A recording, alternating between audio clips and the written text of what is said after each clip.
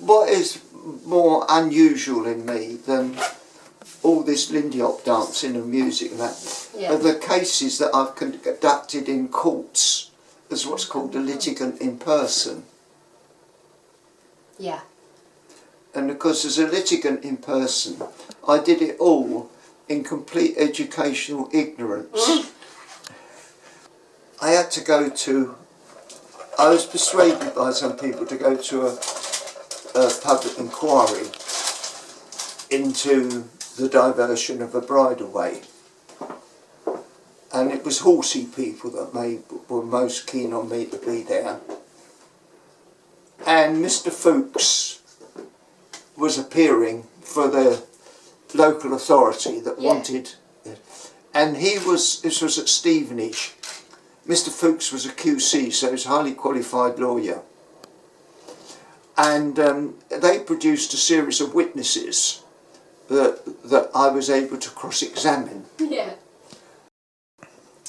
And of course, in my submission, I'd said, Mr. Fouks said such and such, but his witness such and such said something else, you see. So I was trying to point out that by my previous questioning, I'd made his witnesses contradict him, see. So when we got to the bit where I'd done my submission, Mr. Fouks got up and he says, "You don't seem to like me, do you, Mr. Barnes?" Because if they say something like that, I'm at liberty then in a court to be given as much time as I would like to defend the comment that's made. So I was then going to give a long speech. "Oh, Mr. Fouks, I am surprised you should think that, because in actual fact the truth is the exact opposite." And I can't remember all of that, and I can't give it to you now because the speech went on and on. Yeah. And I said, I can remember thinking to myself how awful it was I'd got to go to that blooming inquiry. I didn't like it, I won't like the people there. And then when I came here yesterday and I heard the eloquence of your submission, I thought to myself, what a fool I've been to think I wouldn't like this. What a fool I would have been to have ever thought that I could allow myself to miss this opportunity of being enthralled by listening to you. And of course the inspector's now trying to stop me and get in. So he says, "There's praise indeed, Mr. Fouks." And of course it's all justified praise, Mr. I'm not in a position to praise Mr. Fouks. All I'm saying is what my feelings are. Because I could go on and on about it. Anyway, eventually Mr. Fouks gets back in and he said, "You spelt my name wrong." I said, "Oh, Mr. Fouks, I am so sorry." I said, I tried to do everything right.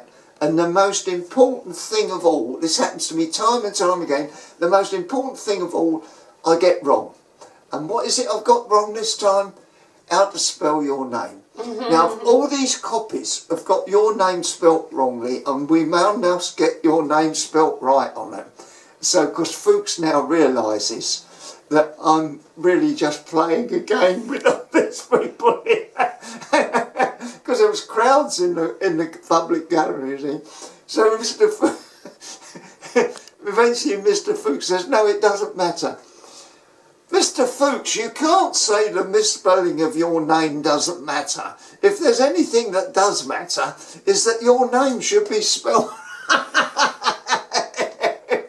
So eventually the inspector, of course, he knows what's on the go, and he's trying to keep the thing organised like a proper public inquiry, and he's trying to keep everything in order, and he's not encountered anything like this before.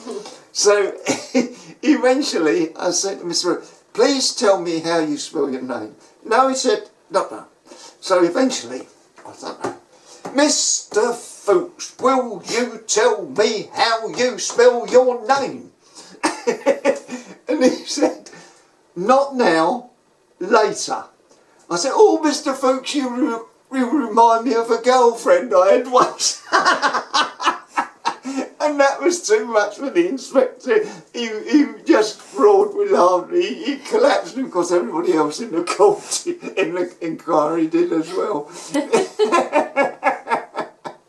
In contempt of court. And I won. It's a good way to win her. Oh. I'm going cramped. Yeah. Let's come back into this.